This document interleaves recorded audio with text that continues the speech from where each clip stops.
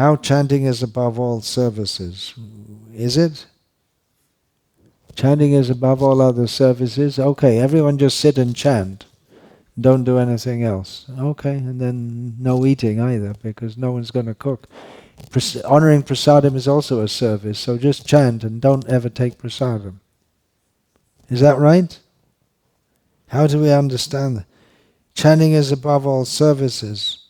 Haridas Thakur, the Acharya of the Holy Name, he was chanting, but he was also preaching. Chanting is above all services.